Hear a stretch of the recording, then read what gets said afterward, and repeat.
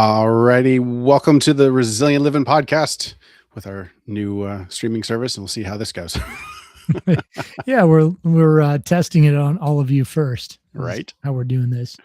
All right. So, as always, I am Jared Wilson. I'm the owner of Resilient Living, joined by my friend, Mr. Ryan Ryan. Steva. Hey, Okay, everybody. I've got a product, right? Okay. And I was actually thinking about this. This might actually be why we got in trouble with the last streaming service, is because of the product things. But anyway, Tech New. Have you ever used Tech New? I have. Yeah.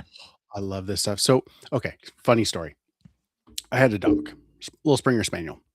2 years in a row, New Year's Eve, she goes flying out the door, everything, it's midnight, New Year's Eve, so it's, noisy, whatever.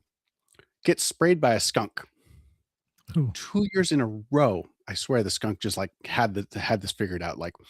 So the first year we tried all of the tomato bath, the vanilla, don't do that. It doesn't work. No, it we really had doesn't. we had vanilla skunk dog. It was miserable.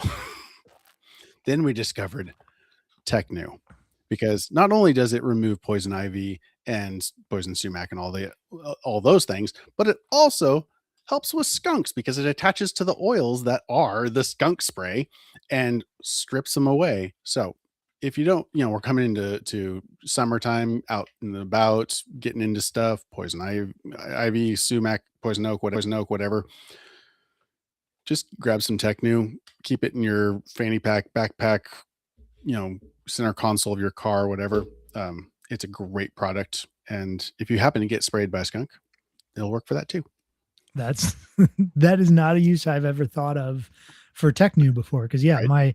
my experience is that it's a a poison ivy, poison oak, Mhm. poison sumac, whatever Yeah. remover, but it makes sense because it's oils. Yep. Exactly. Yeah. So So it's yeah, good for you can put it on clothes, tools, skin. It's good for attaching to like saps. Like if you get covered in all kinds of like pine saps or whatever, then yeah, Tech just New. a good all around cleaning agent. Good all around cleaning Nice. agent.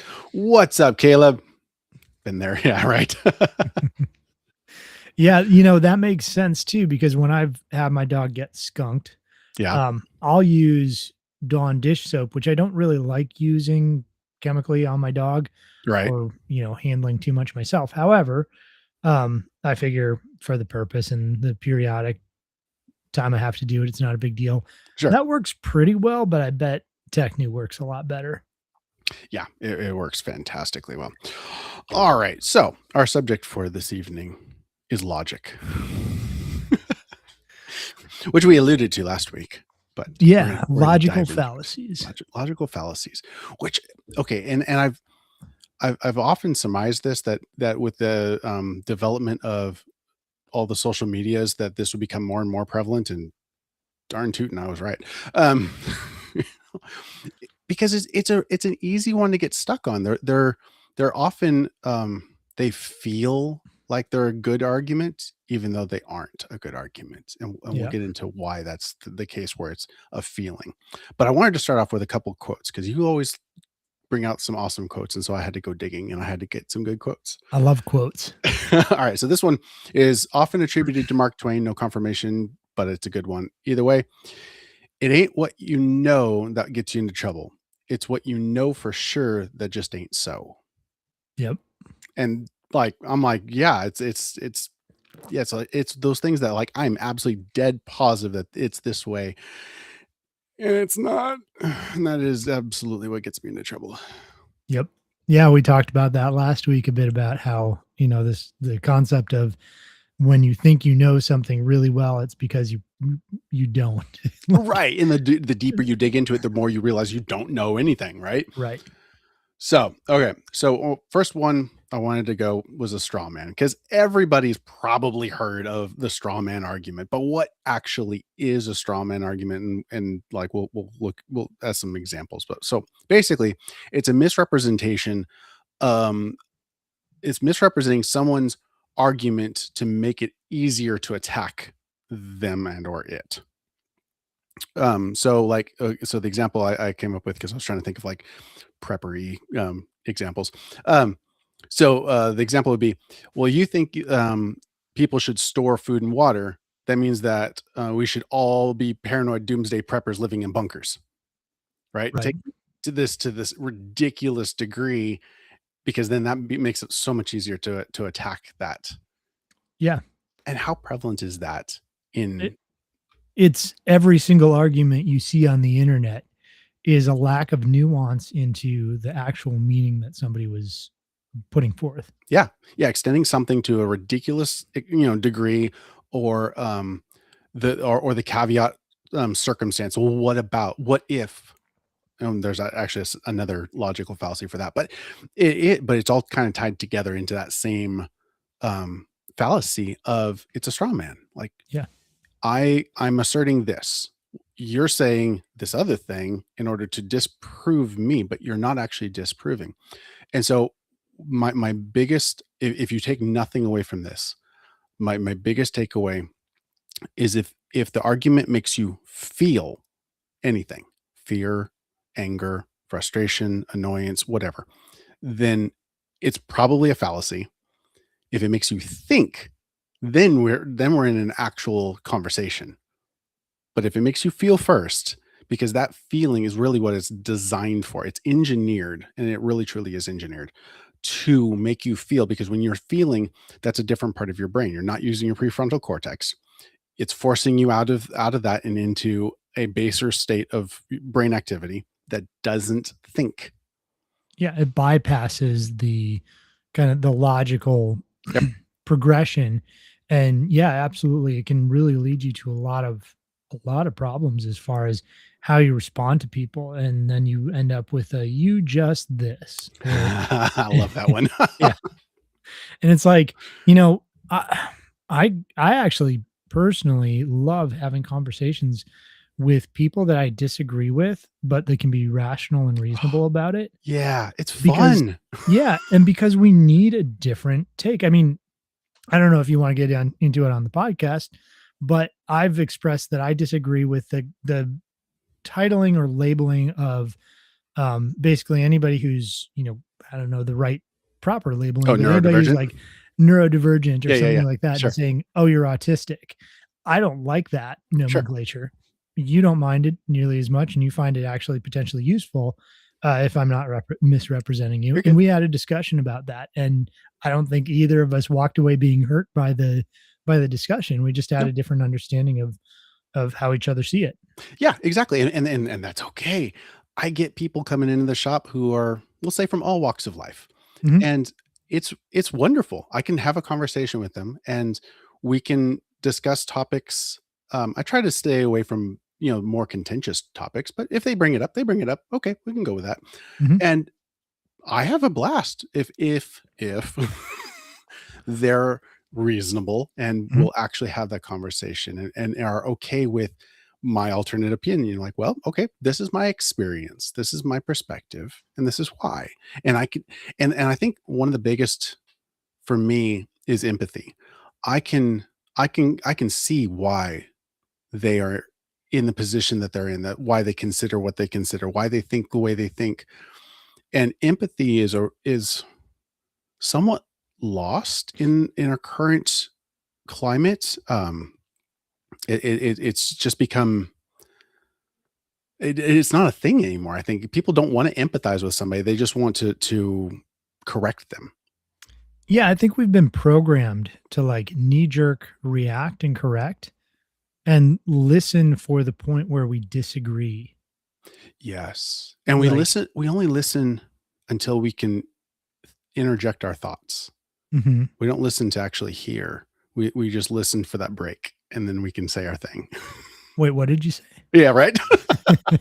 Yeah, yeah, absolutely. I mean, I think we were sitting there going, "Oh, I've got this thing I wanna say," Yeah, and at that point, you you, oftentimes just stop listening. yeah. Yeah, Um, well, I find myself doing that. I was like, "Oh, I got this." Yeah, exactly what you said. Like, "Oh, I got this thing," and I'll just sit there waiting. Okay, okay, okay, okay. Now I can say it.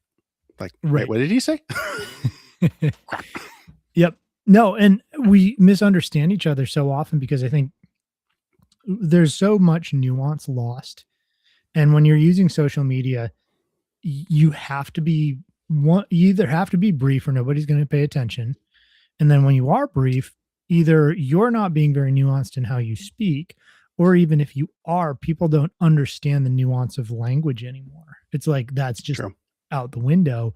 When I use a specific word for a specific reason, and it is broad enough or it's specific enough, a lot of times people will attack that thing because they don't understand.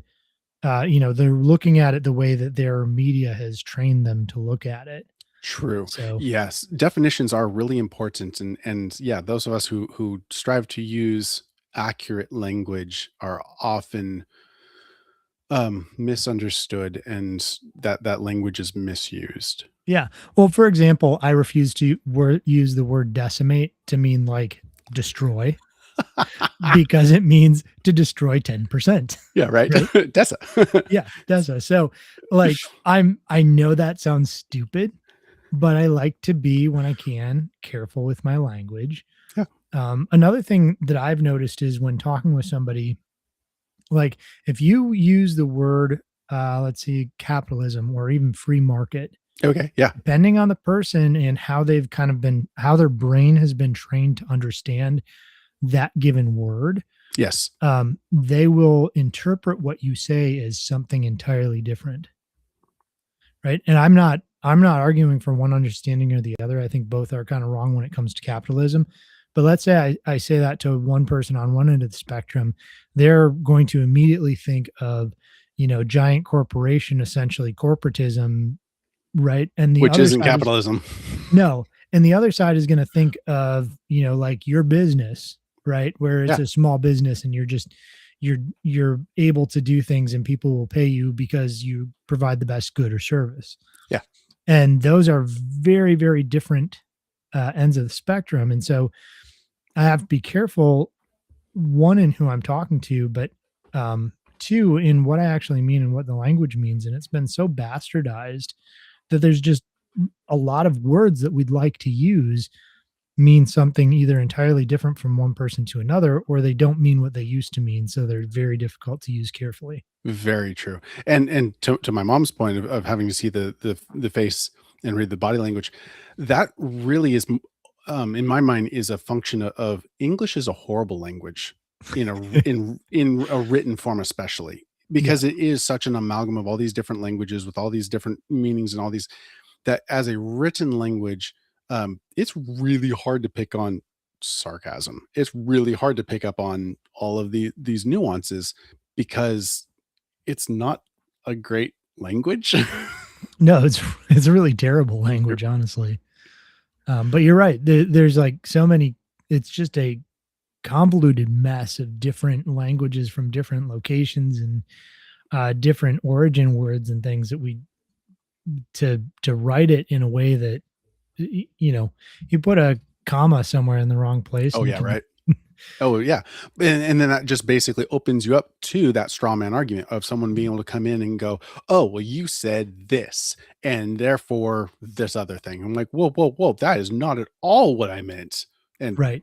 a comma is a perfect example of that. You can have a very different meaning of a word or of a sentence Yes, by moving that comma just one word over. exactly. Or not having it or whatever. Right. Um, yeah, so I'm actually kind of excited to go through the rest of these, Yeah. Yeah. partially because I know most of them, at Good. least kind of on a tertiary level. But I think one of the things that I struggle with is knowing what it's called or calling it out in the moment it's In the being moment. done. Sure. And I think having these actually put out and talking about them and thinking about them, that really helps solidify that a bit. Sure, and being able to name something really, saps it of its power. It really removes any authority that argument then has. So the next one is the ad hominem attack, which is literally just attacking the person instead of the argument, right? So why would we listen to him about emergency gear? He doesn't even look like he spends any time outdoors. So like the physical appearance therefore negates any expertise. I know guys who are incredibly overweight and not mobile at all, and that's because they spent 26 years in the army destroying their body, and they physically can't get up and move around anymore. And so, yeah, they've packed on a lot of weight, but the knowledge that they hold is Mhm. amazing. So I'm not going to negate them like, oh, well, you don't know what you're talking about. You're fat. Like, Right. what? No. You're cotton-headed ninny muggins. What? Have you never seen Elf? Oh gosh, that's years ago. Years Okay, and years. Okay. that's like a you gotta watch it every Christmas kinda movie. Is that one of those? Well, it should be. I'm kind of judging you now, Uh-oh, but there's an ad hominem attack. Um, yeah, that was in the movie Elf. That was what the elves would use as like the most egregious insult. gotcha. So, So there was a quote from Socrates. When the debate is lost, slander becomes the tool of the loser. And how mhm, often do we see this, especially in social media? The second that someone loses or feel that they're no longer have the upper hand, they come out swinging. They go straight for the jugular. They're gonna name call you. They're going to try to discredit you as an individual to try to negate your argument. yeah. Well, and I think this is done on a grander level too. Like it's it's not so much an ad hominem attack, but the same concept is used by putting somebody forward who basically takes an idea of a real thing that happened, but then makes a spectacle of it in such a way where everybody goes, "Oh, it's the accusation of you're a flat earther." Oh, okay. Right, because you deny this specific thing, you're essentially a flat earther, or Right. everybody else I know who I see on the internet who believes the same thing you do, also believes this other thing that's just completely absurd. Sure. That's hasty generalization sort of, and bandwagon. We'll get there. But yeah, but to discredit somebody because if you believe this, you must believe this. Yeah, Which also kind of ties back to the straw man. Um, and yeah, if you're a conspiracy theorist, then you therefore must believe all conspiracies. So we didn't right. go to the moon. The Earth is hollow. The moon itself is a spaceship with filled with aliens. Like we could go on. Like there's a lot of them. Which kind of aliens, Jared? Ooh, hey, now we got the reptilians here, and we got Yeah. the little grays, and we got the. Is it the Nordics or the little Oh grays yeah, there's in the the moon? Nordics too. Yeah, Yeah, good point. Good point. Good point. But anyway, so yeah, so it's easy to do an ad hominem on somebody who's like, oh, you only believe that because you were homeschooled. Well, right, I was homeschooled, so what? Like, bring it. right. My mama done learned me all she knew. Um, Sorry, mom. Uh, so yeah, so that's an ad hominem. False dilemma. This is very prevalent. So false dilemma is an either or. So it's presenting only two options. It's either you're for us or you're against us, right? Mhm. How often do we see this online? We're seeing this everywhere, and it's tied up into politics. It's tied up into religion. It's tied up into like you're not this, then therefore you are. Like, whoa, Yep. that escalated quickly. Mhm. Yeah, it's false dilemma. I've always called it false dichotomy, but It is. Yeah, it is yeah, exactly what it is. because you're creating binaries Mhm. in the mind. When it doesn't exist. Yeah, when they don't exist at all. And it's oftentimes not even a sliding scale, Nope. right? It's oftentimes a, 3 at least 3 points, if not more, Oh yeah. of where you could fall, or quadratic, it could be quadrants that, you're within some, or it could be way more than that. But um at very least, most understandings of where you fall on something should be at least like quadrants, and you could fall, farther within one quadrant or another. Right, right. So yeah, this idea of it's either you're one thing or you're the other. Yeah. Um, F. Scott Fitzgerald had a quote: "The opposite of a good idea is sometimes another good idea." So just because something yep, in one direction is good doesn't mean that the opposite is bad. We can have yeah, multiple good things in different directions, and that's okay. And that's a good thing. And that's kind of what we were talking about. Like we may disagree, and I have my purpose in why I think the way I think. Mhm. to my benefit, and you have yours, and that's okay. Right. Yeah, and so often I think we've talked about this before in like permaculture design, right? What is the The best? best. I And it's like hate that question. the best for For what? what? Yep. And we just talked about this last week. What are the second order and third order, best for the first thing that you're immediately looking at, or Yeah, but it's gonna best be worse for, down the line. yeah, best for the future, you know, best as far as financial benefit, best as far as health benefit, best is like best is a useless word. It really is. And when we're talking about being careful with language, there's one of the things that I realized as I'm, typing up designs and things for people or putting together, important language in home inspection or whatever else, Yeah, is that I can use really generic words that to me sound like they mean something, you're right. but they actually have almost no meaning.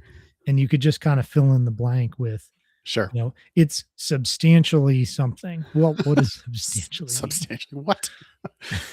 That's yeah. Well, if it wasn't substantial, if it wasn't substantive, like it's not a thing. So it's kind of a meaningless word to Yeah, throw it in there. exists. Yeah, Congratulations.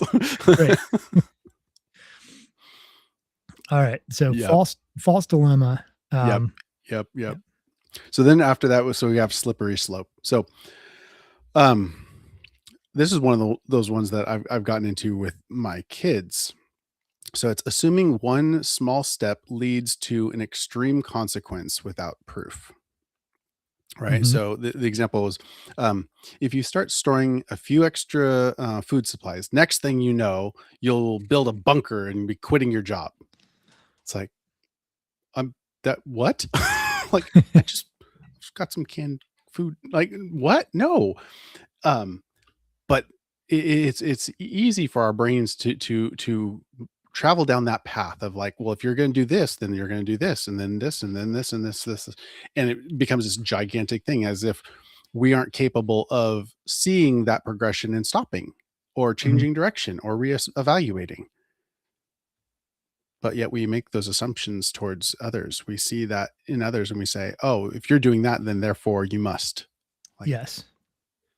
And I think that, we're talking about nuance of language. The little catch there is yeah, without proof. without proof. Yes, that is it. Because if there's a slippery like if there's a delineation Yeah. where, um, I leave the gate open and my goats get out.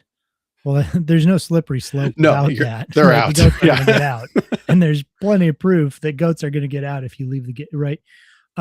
So I don't know if that's the best example, but there are times when or you give you give government a little bit of power or authority over you, it will be abused. Like there is a slippery slope there, and I think the point is there's always proof. Like we can look at any authority that's been given, and it's always And see taken. the yeah. Yeah, and so we can see the outcome. So I think the important thing there is without proof and getting, my kid's going to become a drug addict because because they stayed out too late tonight or something, Right. right? Yep. Like, no, that's just sometimes kids do things they're not supposed to. Well, yeah, and so that's a, causality causation thing, which is another one we'll get into, is like, "Oh, this happens, therefore it's gonna cause this other thing inevitably, like, there's no way you can get out of it." Like, no. It's there's a big difference between something you do and your character. Mhm. Yeah, yes, they may have made a mistake or done something stupid. Yes, they're kids. That's what they do. And we learn from it. If we don't learn from it, then that okay, now we're trying or starting to define a character trait where Right. we're not learning from these things. And there's the proof. Yep. Yeah. So assuming one small step leads to an extreme consequence without proof. Yep. So if we've got proof, because there are times when something is a slippery slope, it's a analogy for a reason. It is. It absolutely is. Because it's real. I mean, it's a thing. Yeah. All right. Yeah. as you walk towards Appeal the, to authority. oh yeah, go for it. This is a fun one. The appeal to authority. Claiming something is true because an authority figure said it. I seem to remember a few years ago, we had this sickness going around. I doesn't ring a bell. No? Okay. No. Um, I don't remember anything about I am the science or I anything else either. right. So again, so we can have these arguments where like, well, but, and we can point to that authority and go, that means it must be true because he said so. Nope. Yeah, that's not how that works.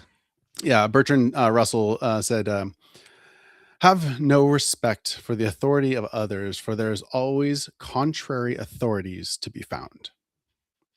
Yeah. Doesn't matter, yeah, what the authority says. There's always going to be somebody in equal position of authority somewhere that's going to completely vehemently disagree. Well, and this kind of it begs the question, what does authority mean? And Sure how does. is authority granted? Right. Oh, it's by submission. We have to give authority to those. There's no, they can't take it. I mean, they can kill me. That's fine. I know where I'm Right. going. Still no authority. Right. Yeah, I think there's a very interesting book on the whole concept. I don't know if I'll mention the title here because it's a little edgy, but um very interesting that we do have to give that, we're essentially giving that over.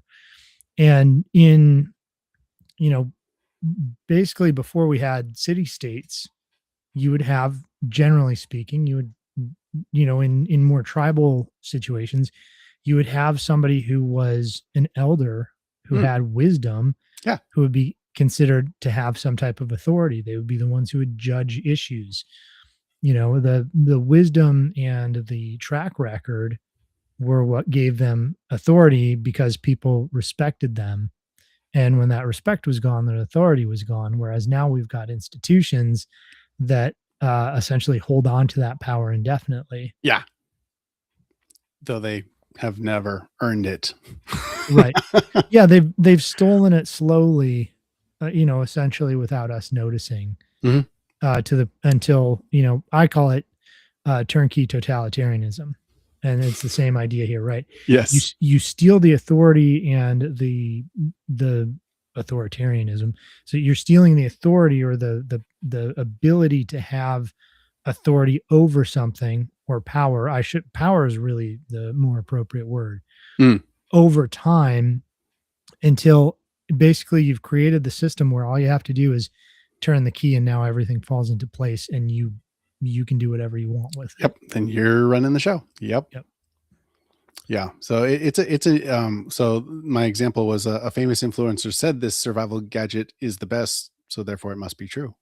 Yep.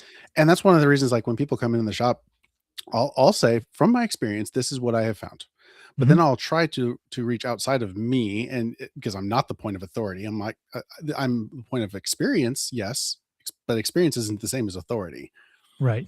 So from my experience, yes, this is a good product. However, your mileage may vary, or like, hey, let's look at this guy. He's figured out to do it.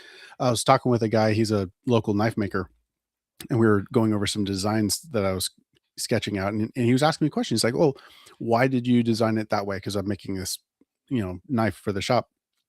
And I'm like, "Oh, okay. Well, I use this for making feather sticks or whatever." He's like, "Oh, okay. Well," he's like, as a arranger, I did it this way, and we were trained to do it that way. I was like, "Dude, that actually makes a lot of sense. I Mhm. didn't learn it that way, but that makes a lot of sense." So I was like, "Okay, my experience, I would lean this direction for if you were looking for a knife.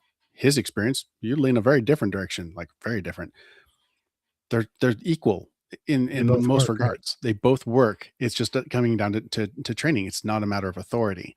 When we raise somebody up to a position of authority, oh, you don't have that thing, therefore you don't know what you're doing. Right. Or you don't agree with the authority that's already there, which I think we're actually going to step into this a little bit, where if you're not agreeing with what's already established, then you're therefore not worth paying attention to. Right. And Vic jumped right to number 6, bandwagon appeal to popularity. So assuming something is good or true because many people believe it. So the populace believes that this is the way it should go, therefore that's the way it must go. Yeah. No, that was the founding fathers' argument against democracy as a whole. Is, it's a bunch of wolves trying and a lamb trying to decide what's for lunch. Right. Yeah, the bandwagon thing, I think for you and I is so easy to see because we're both kind of out there. Yes, Like, it is yeah. true. And Inherently, I'm against the bandwagon, I guess. right. Yeah, you're like, why are those people on a wagon playing in a band? That's weird. I don't want to join at all. No. So yeah, I think for you and I, we're far enough out there where like the social pressure of everybody's doing it um is just not, it's like I don't care. I'm Yeah. doing my own thing. Yeah. So Well, and a lot of that comes from just being comfortable within yourself. mhm, Like no, I've figured out what it is that I want to do, or why I want to do it, or how I want to do it. You can do you do you, boo. Like, you go for it. right. Have fun. Tell me how that turns out for you. Yeah, I think though it is really important to think about like why am I doing this thing? Why am I interested in this thing? Is it Sure. because all my friends are interested in this thing and you know like it's hard to be honest with yourself about that at Right. times. Like am I being influenced by other people to be interested in this, this popular thing? Sure. So growing up, my dad, always had motorcycles, and the style of motorcycles that he loved was cafe racers. So like just stripped down, bare bones race bikes made out Mhm. of street bikes. And so that was all I cared about. That's all I loved. And then the advent of the adventure bike became really popular, and the BMW GS series. And I was, like, disgusted by these things. I'm like, "That is the ugliest thing in the world." But it was like, it was so popular, and I was just like, "Why?" And then I found myself like, "Well, I mean, like, I guess that one's kinda cool," because I got to be friends with this guy who was really into that type of motorcycle. Sure. And over time, I fell victim to this bandwagoning. I was like, "Wait a minute." And I'm looking back, I'm like, "I hated these bikes." And here I am critiquing going, "Oh, actually, I like this," or "That's a cool version of that one." It's like, "Gosh darn it." He got me. Yep. I was pissed. I was really angry. Not at him, at me. I was like, Right. I fell for it. I fell for it. But it happens. I mean, in the firearms industry, like if Garand Thumb comes out and says, "Hey, this is the implement to have." We'll use implement because it's going to get us kicked off YouTube. Um, even though he's on there. Then it's like everybody's like, "Oh, I got to have it. I got to have a Mark 18." Like, do you even know what that is and why it's important and why it's useful? Like, you aren't kicking in doors. Why do you need that? Mm, But that goes back to our that best, right? Like, mhm. oh, but he says it's the best, so therefore it's the best. Like, his version of the best is very specific under these circumstances for these purposes. That's Right. not going to be the same for you. So don't get wrapped up in the bandwagon because you are an individual. You are different than everybody else around you. Why would you think that their solution is going to be the best solution for you? Yeah. Yeah, and I think there's another thing with bandwagon that's interesting, and I'm trying to remember the guy who really dug into it, but there's there's these circumstances where a group basically it becomes groupthink, and so people will like not call the police because they're part of a group and they assume somebody else is taking care of that, but the entire group will like basically accept something that's really horrible that's going on because nobody's reacting to it. Yes, and everybody else is just sitting there waiting like, "Somebody else gonna react to this? Mhm. Guess they're not. Oh, okay. We'll just keep on going then." Yeah.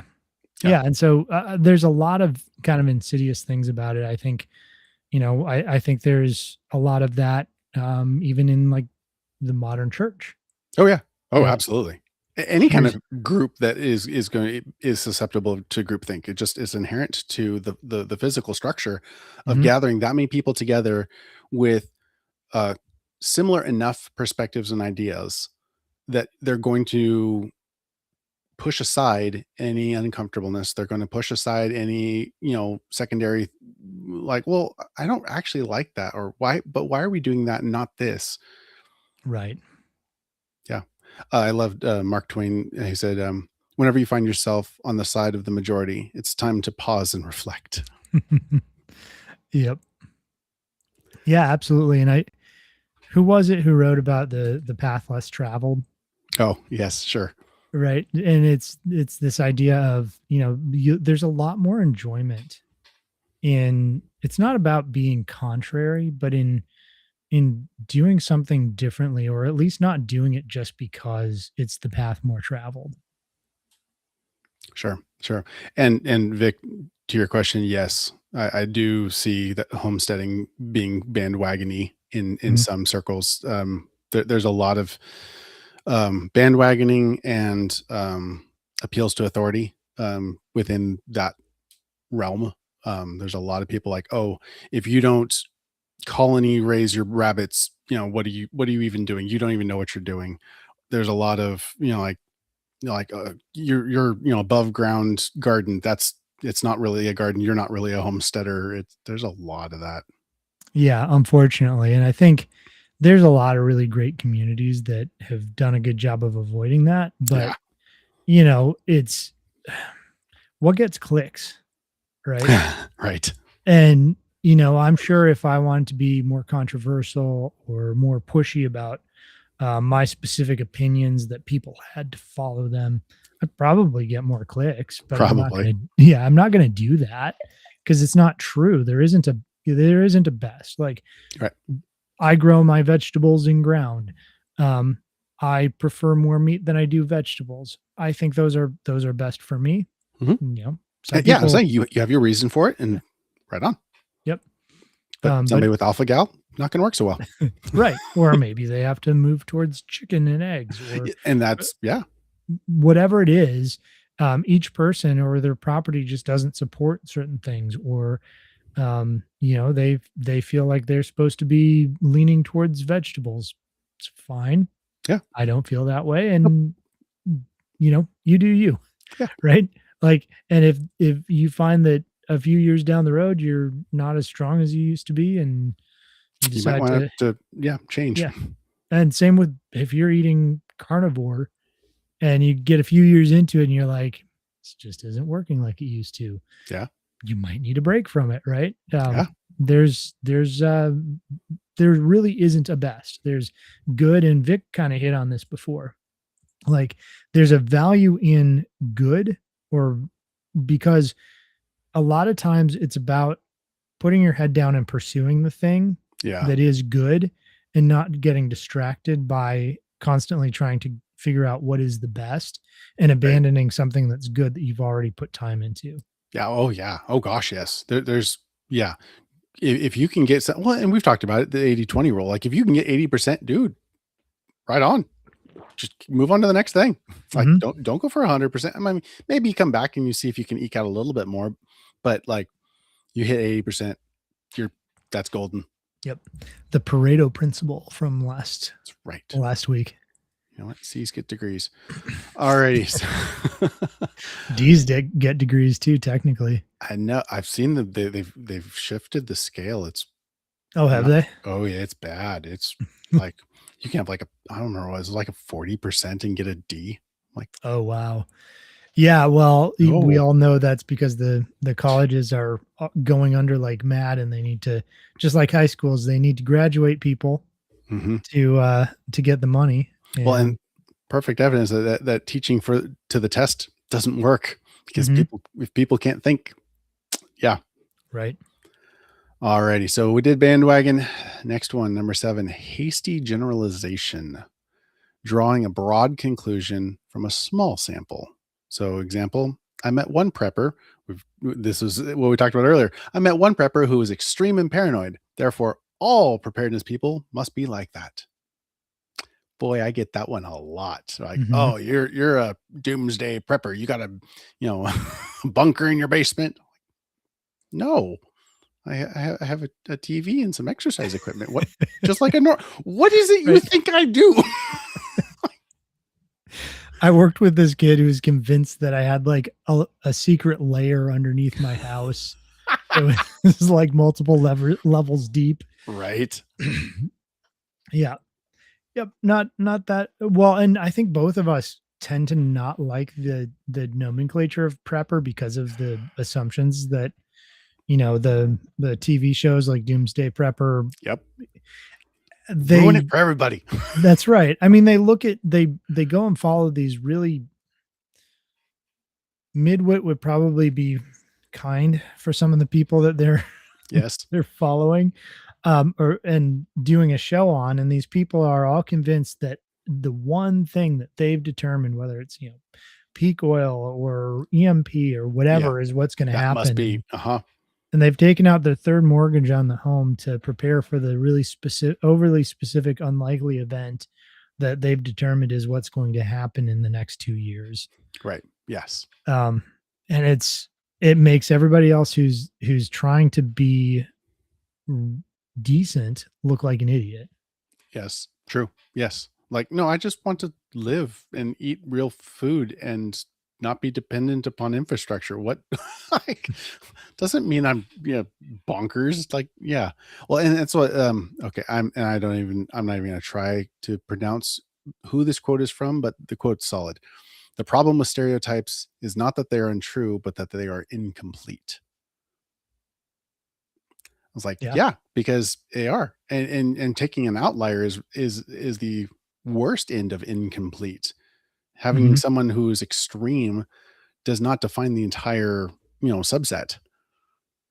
Or even if the majority of the subset is kind of extreme, Sure. there may be those who are part of it who are not, Yeah, and maybe so I'm the are outlier. That's okay. right. Yeah, maybe the preppers are really crazy. Maybe they're just the people who are, taking stuff from the stores so other people can't get them, even Right. though that's completely backwards. It's, we're setting things aside when times are good, so that this on-demand, instant economy that we have something set aside, and so we've essentially forced the economy to build in some extra A little redundancy. buffer there. Yeah. Yeah, a buffer rather Oh, than the opposite, which is what people assume preppers are doing is they're hoarding.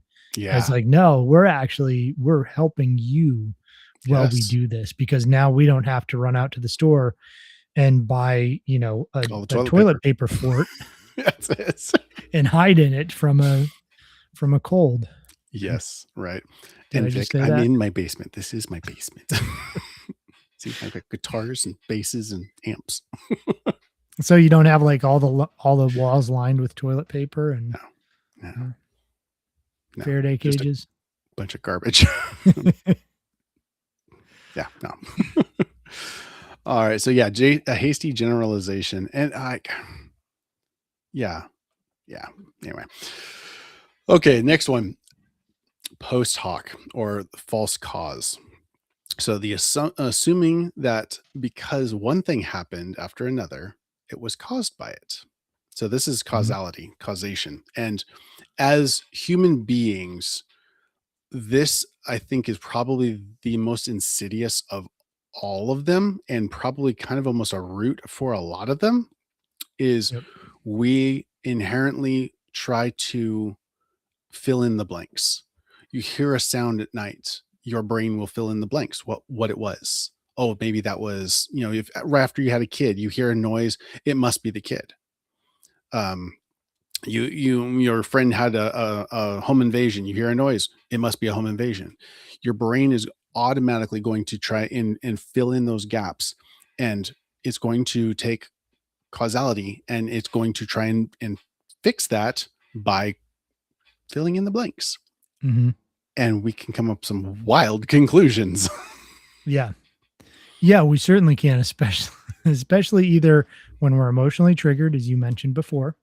So if you're emotionally triggered, your brain will, rather than rationally thinking through or processing through what the percentage is of the likelihood of the thing you're thinking are. Right. And the other side of that is you're going to look for the most scary thing as well, Sure. and Yeah. fill in that blank, because I think there's a certain amount of we are as humans aware and need to be aware of potential risks and dangers. Oh, yeah. It's just we may, in a emergency, get one danger way higher than it is and another danger actually way lower than it is. Sure. But then it also works in the other direction because we'll see the advent of superstitions through, Mhm. well, I did this one thing this one time and this outcome was this. So therefore, they must be connected. So Yep. therefore, we And have superstitions. therefore we have magical underpants. That's exactly true. It I happened don't this have one any, but time. You're not Mormon? No. Um, ouch. sorry. No, it is interesting. Yeah, these superstitions and things that crop up. And weirdly, I this is not something I necessarily was exposed to as a kid because I grew up north, but there's a lot of weird well, to me, very weird things that crop up as superstitions that I've never heard before Oh, okay. after moving here. And so that's been a because there's all this like folklore and stuff that came out of Oh, the did you hear Appalachians. something in the woods? No, you didn't. Right. Just keep on going. Yeah, I mean it's interesting how um I think I grew up in more like German, Lutheran type Oh, yeah, yeah. settings, right? Where everybody's like stoic Yep. and everything has a root cause and you're like yeah, there's just We don't jump to conclusions. We, evaluate and, analyze. yeah. And it's not always correct either, No, some they miss a lot of things because they're just like, well, let's sit and talk about this or think about this. And it's like, sometimes there is a time to actually be concerned or, you know, sure. throw assumptions in there. You just have to balance it properly. Yes. And that's a lot of the is, and not get stuck. That was the other thing is when we make assumptions about causality, it tends to permeate a lot. I see this a lot in the conspiratorial circles Mhm. where they'll get caught on a aspect and then they see that in everything.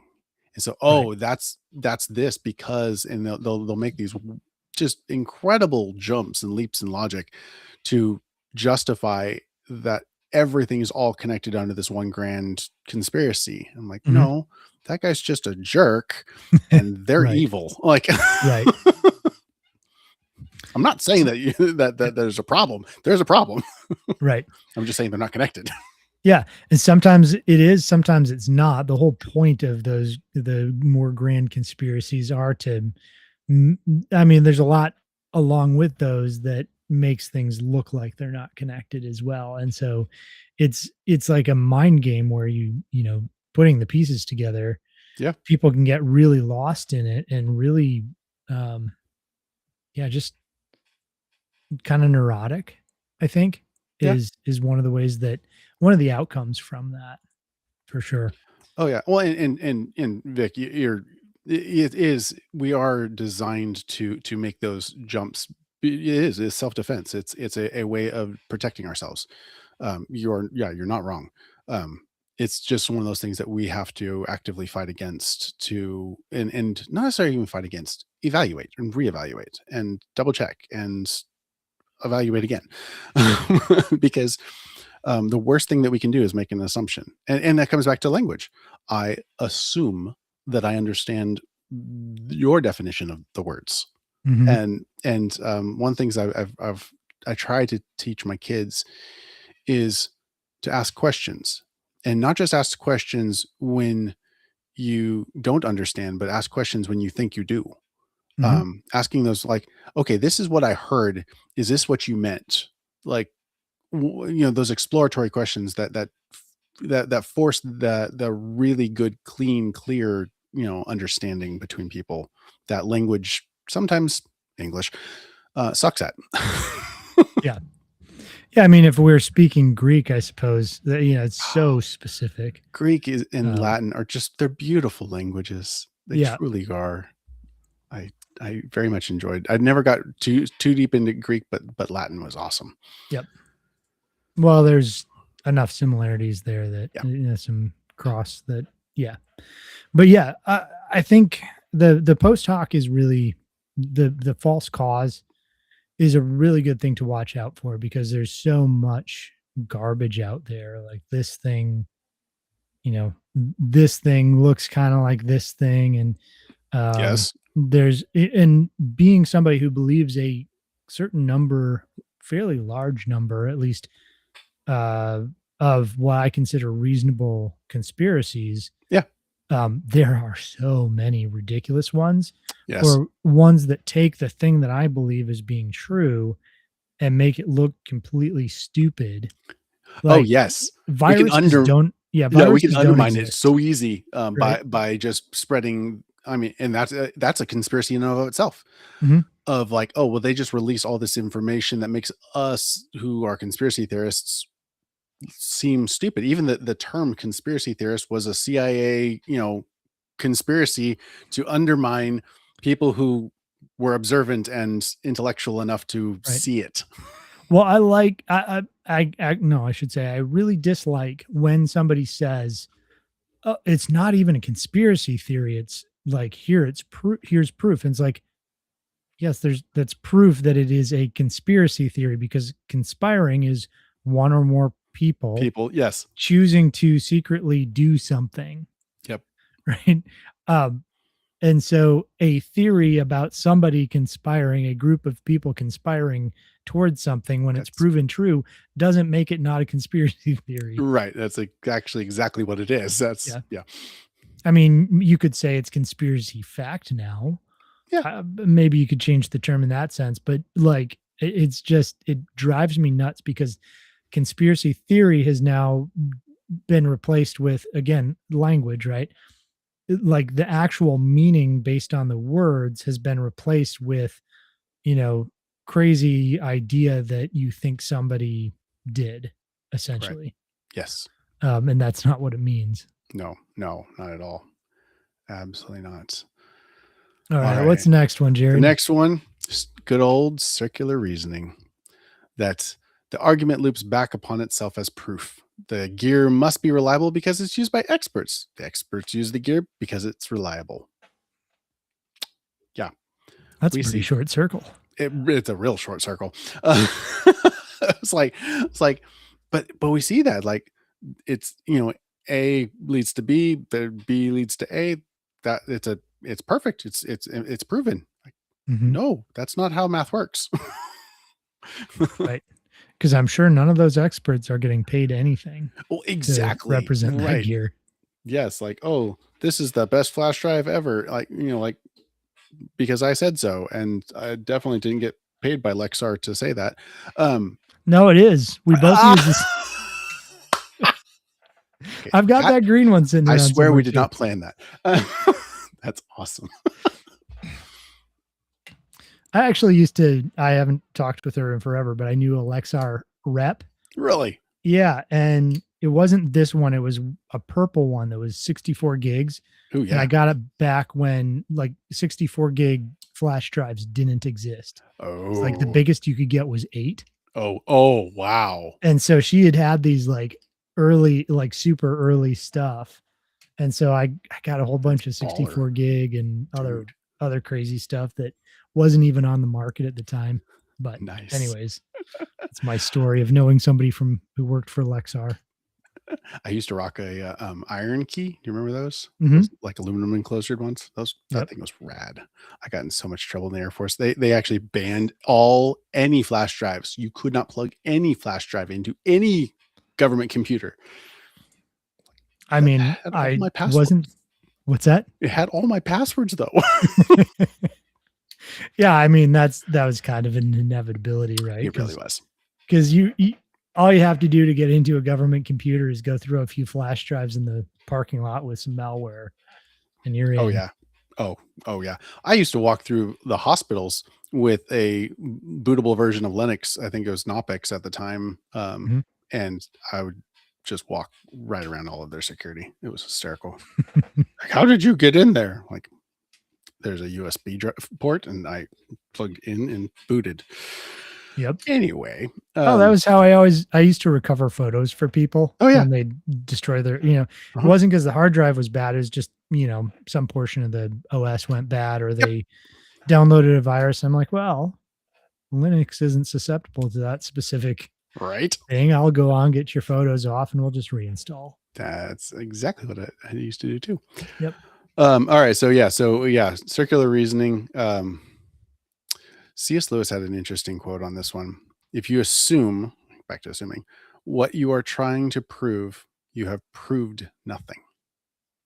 And our assumptions are very often our end, because when we do make assumptions, you know what happens. So we have to start with assuming, and we've talked about this, trying to disprove our assumptions.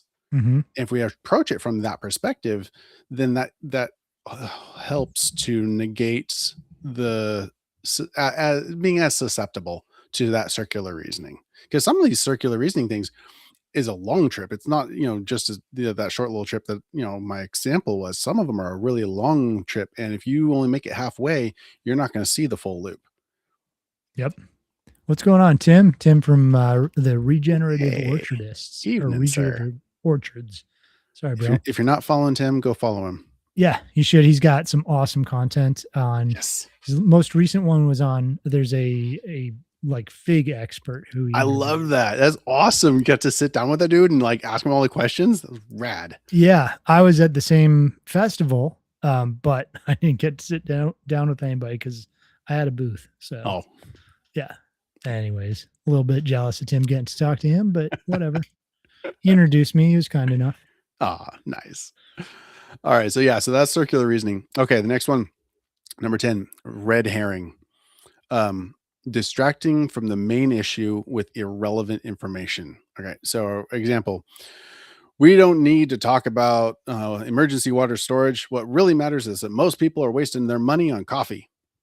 Like, I'm sorry, what? Like, and that's kind of akin to like moving the goalpost. Yeah.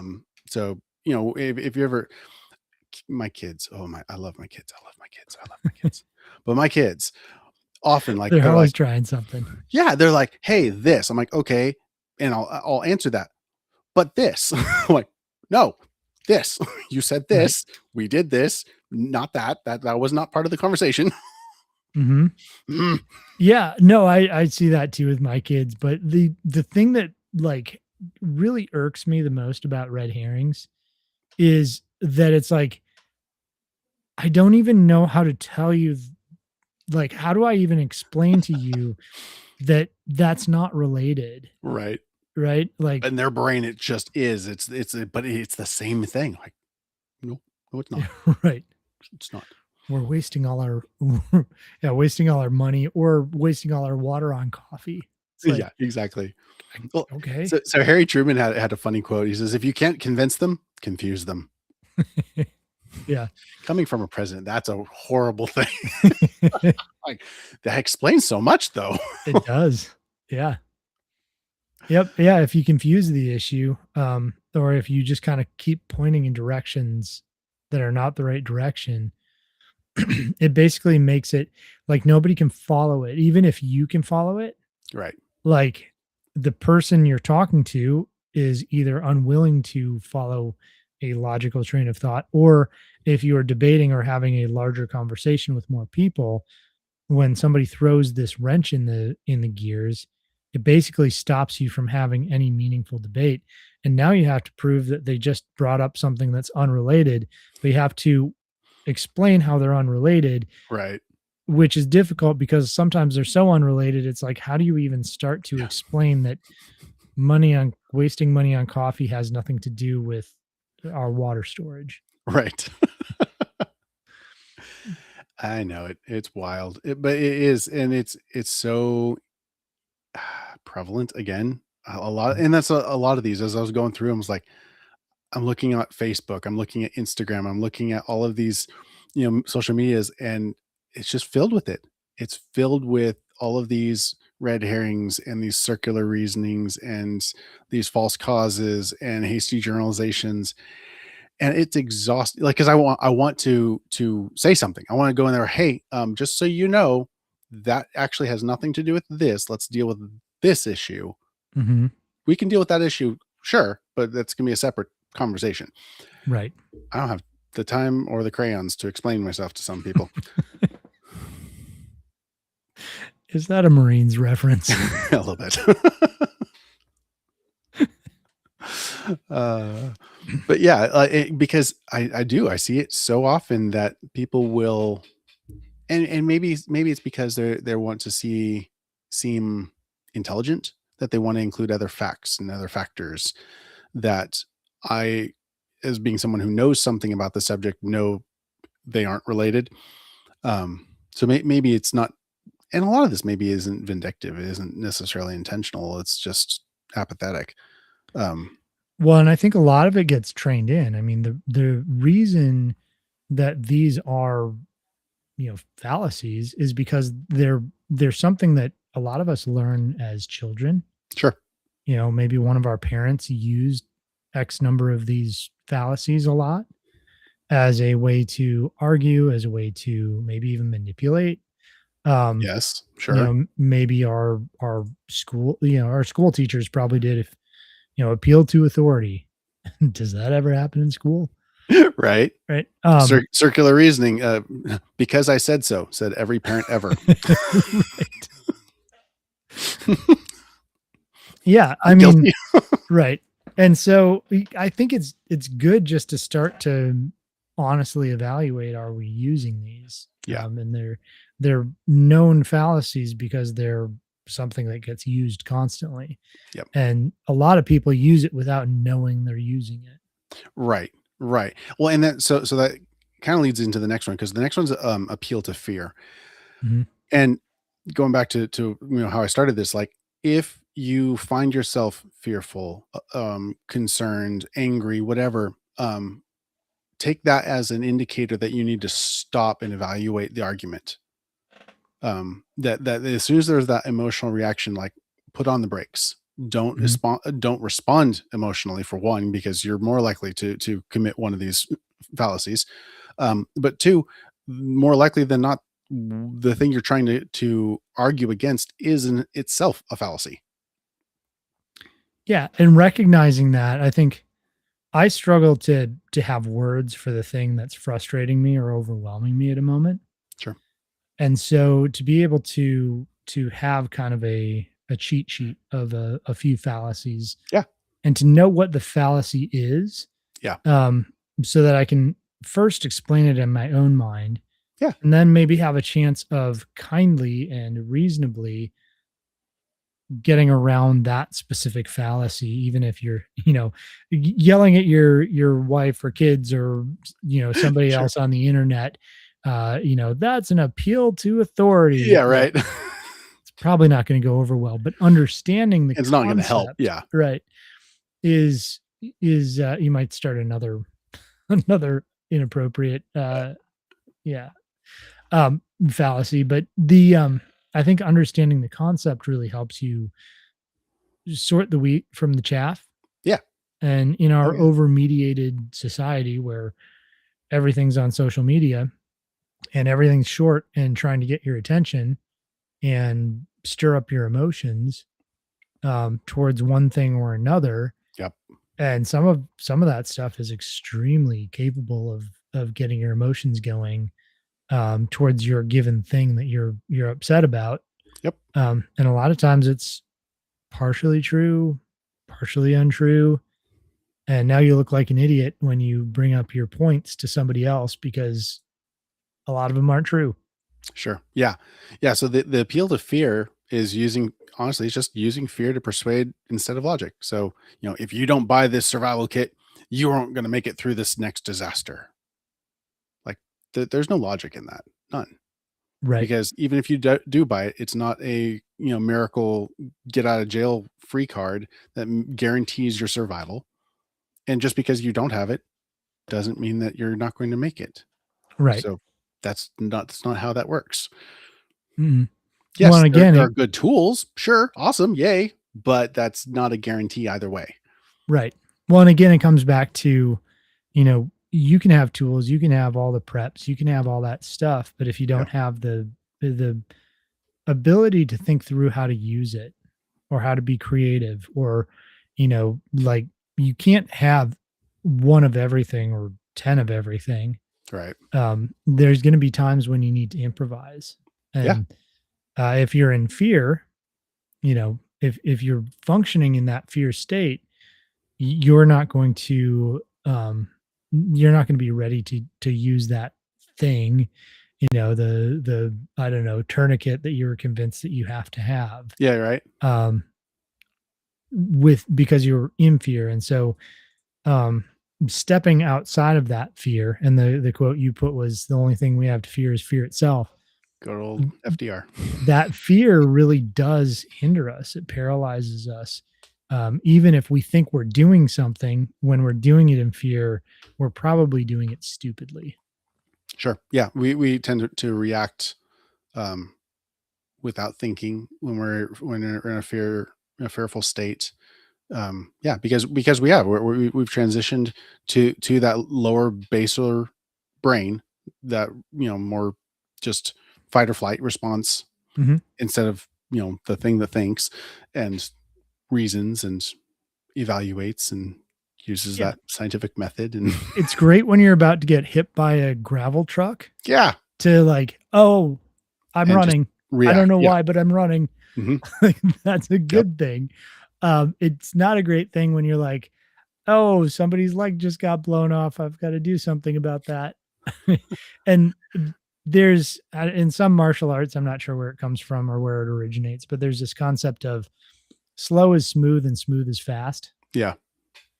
And having your wits about you, like, you can look like you're doing something really fast, and you're actually just either screwing it up or it's actually taking longer than you thought it was, Yes. Oh, because often, when I'm helping my son through something, he'll get himself, all anxious, and he'll make mistakes, and I'll stop. I'm like, "Hey, look, now this is going to take the extra time. You were anxious about the time it was going to take, but now it's actually taking more time because Mhm. you're having to go back and redo it. So instead, let's stop. Let's go through it methodically. Let's get through it right the first time, and then you're out. You're done." Yeah.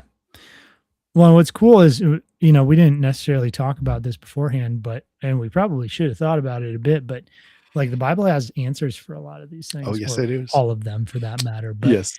in this one, I'm thinking of like that we shouldn't fear, but instead give thanks. Hmm. That we're not supposed to be living in a state of fear, but we're Right. instead supposed to step back and be grateful For and what we be have. thankful. Yeah. Yeah, for what we have. And in doing that, we're not going to fall victim to appeal to fear, because we're going to be stepping back and saying, I'm grateful for what God's given me. I'm grateful Yeah. for what I have. And then we can logically and reasonably and calmly process through, is there something more I should be ready for? Are there some things that, this specific product that I've been fear motivated to get, or, fear motivated to vote for, or whatever else, Right. is that the right one? Because maybe I do need a tourniquet, but if somebody's trying to sell it to me with fear, I don't want to have anything to do with that. I don't want to support them. Right. Now, if somebody's, saying, "Hey, this is an awesome thing to have because, maybe you don't need it, but maybe you come across somebody who does, and you can provide that service and save that life." And that's amazing thing to do. Yeah. That's a good way to utilize that technology to have that preparedness item. But maybe you just don't need it, and that's okay too. Yeah. Yep. Okay. Absolutely. All right. So the last one, the no true Scotsman argument. So this basically just redefines a group to dismiss counterexamples. So the example, no real survivalist would ever rely on store bought gear. So if you rely on store bought gear, you're not a survivalist. Interesting. So I'm not familiar with this one. Okay. Um, do you know where the no true Scotsman comes from? Like, where does the Oh, the etymology of name it? of this fallacy come from? Yeah. I don't actually know exactly. Okay. I'm curious. I've heard lots of renditions of the No True Scotsman, and usually it is literally about a Scotsman. Like, oh, no real Scotsman would fill in the blanks, whether it was like wear something under his kilt or I don't know. It was something like that. Um, and it's a really poignant fallacy that's easy to dismiss somebody's argument. Like, well, you don't, so therefore you must not be, or you do, therefore you must, you know, and just dismissing them out of hand because, well, no real whatever. And I Right. see this all the time in the church. No real Christian would fill in the blank, Mhm. drink wine. Oh no.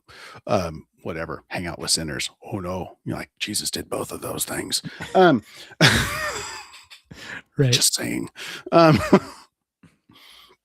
but yeah, it is the definition. So the reality is that that definition is being adjusted to avoid a disagreement, not to describe the truth. Yeah, it's just completely offhandedly dismissing the reality by just, "Nope, you're not really. It's not really. Whatever."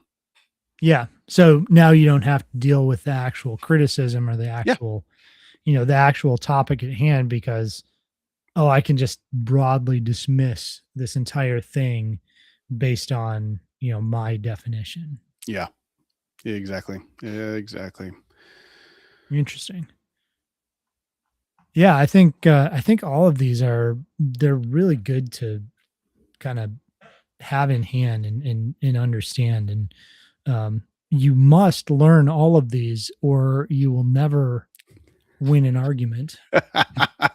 Good use of a Nurture Scotsman.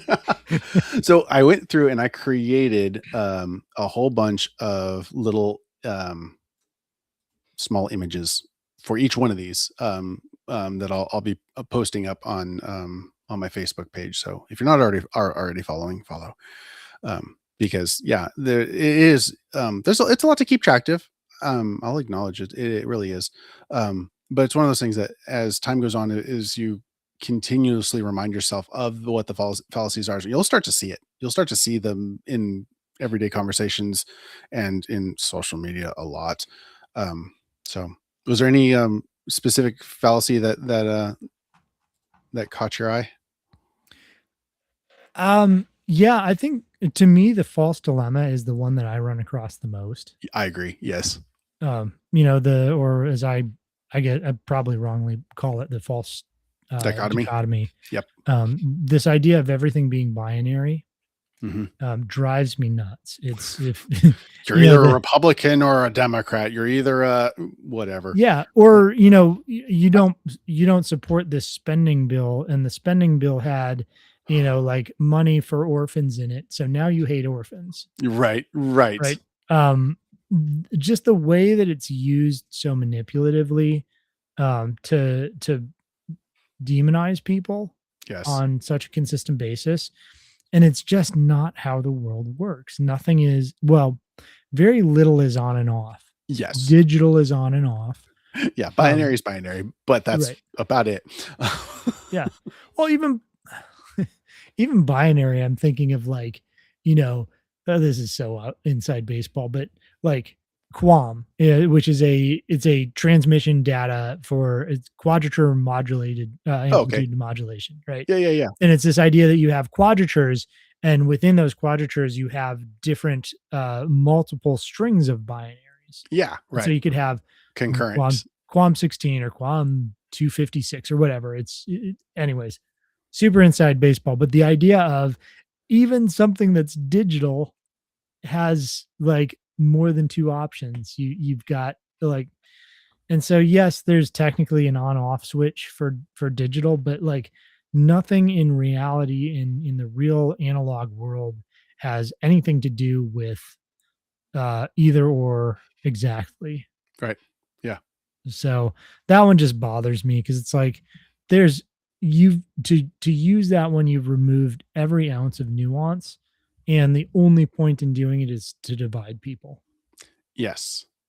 That is exactly what, and to force you to acquiesce to their, it's like, yes, of course I want to support the orphans. So fine, yes, I'll, pass your stupid omnibus bill and, you know, Now the orphans are supported yeah. for sure.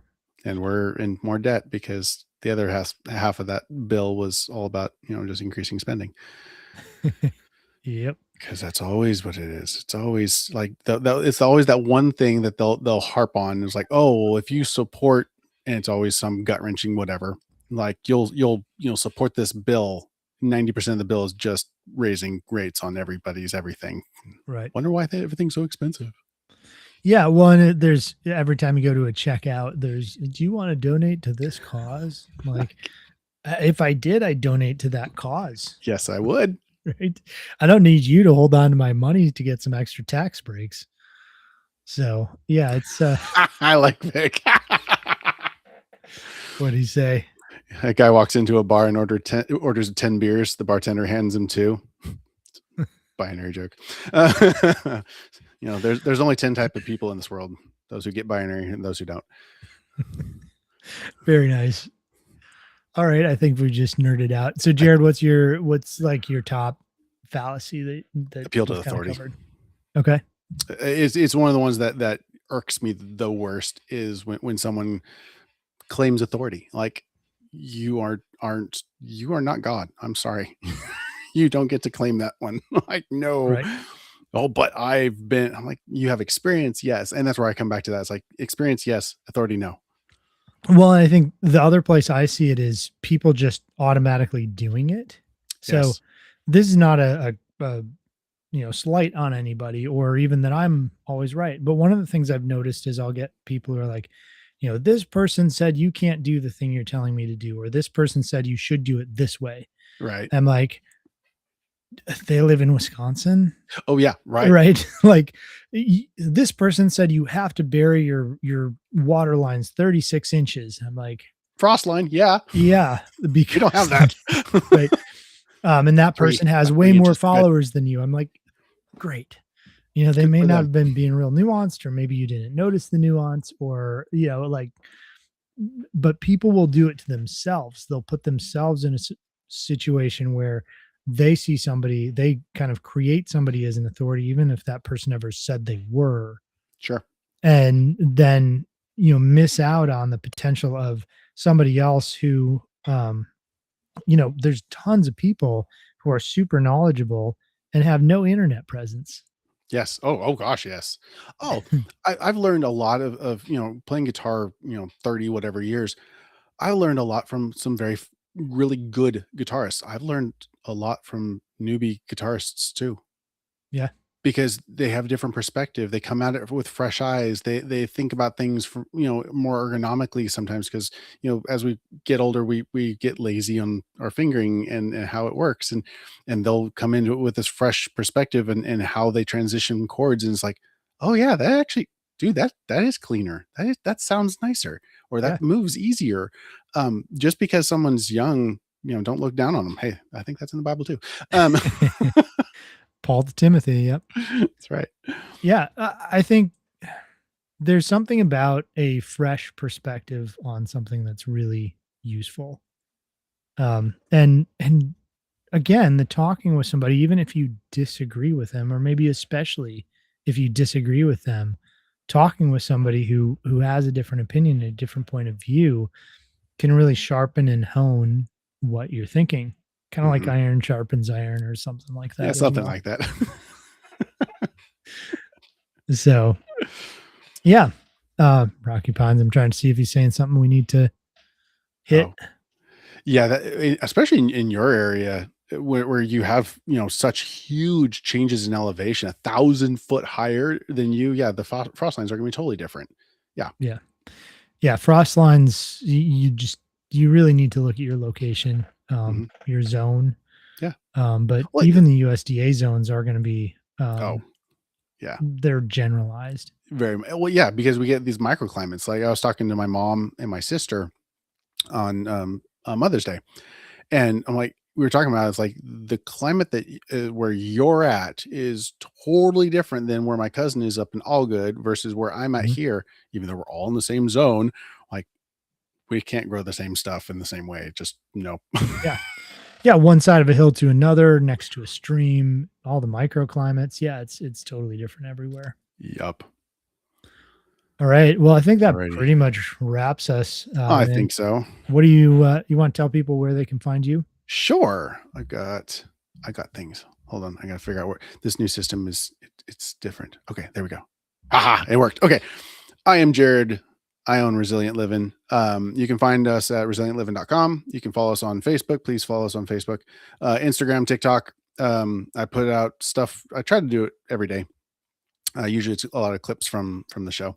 So basically what I sell is I have everything from firearms to homesteading books and everything in between. But really what I love to do is to help people solve problems. Whether that means just special ordering them something. I bought somebody a backup camera for their car because she needed it. I didn't get to unbox it. I was going to do the review video, but I didn't get to unbox it. He just bought, she just bought it, package sealed. So anyway, so that's me. So if you are in the Middle Tennessee area, I am right on 111 between Sparta and Spencer. Come by the shop 10 to 6 Tuesday through Saturday, and check us out. We've got a very interesting assortment of stuff, from camping stuff to knives to guns and ammo, books, body armor. I mean, like, we've got quite a coffee. I've got coffee. Yeah, you've got a selection. I've got a selection. So that's me. Awesome. And people don't forget about the podcast as far as listening to it. So, Jared, do you have kind of a brief explanation of how people can find that? So right now it's Spotify. Apple sucks. I've been trying for over a month to get a Apple account approved, and Apple just anyway. So I don't have my Apple ID yet, so I can't push it the RSS feed to Apple podcast yet. But so for right now, Spotify. I've got 16 episodes are up, and I've got them scheduled Mondays and Wednesdays all the way through the end of July. So Nice. And if you want to find it on Spotify, I believe because there's other, yes, they just don't like us. they don't like us. We're not important enough yet. Use quotes. So resilient living with an N, no G. Yep. And if you follow us on Facebook, I posted a link to that to the one yesterday, I think. And I'm gonna pin it so that you can get to it easier from my main page. Cool. All right. I'm Ryan Steva. I'm the homestead consultant at thehomesteadconsultant.com. If you look up the homestead consultant on just about any social media page, you'll find me, except for Facebook. I've just kind of done it as my personal page because Makes it hard to tag you. Yeah, I hate Facebook. I do I don't too. want to put. I just don't want to put time into it. They hate me, so I hate them. That's right. That's biblical. It's a corporation. I think I can hate it. Anyways, that's how you can find me if you want to, or, thehomesteadconsultant.com. I've got all my contact information there, pricing and all that for helping people out with their homesteads. Awesome. All righty. Well, I appreciate everybody who joined us and chimed in. That's been great. And we will catch you all next week, Tuesday, 7 o'clock.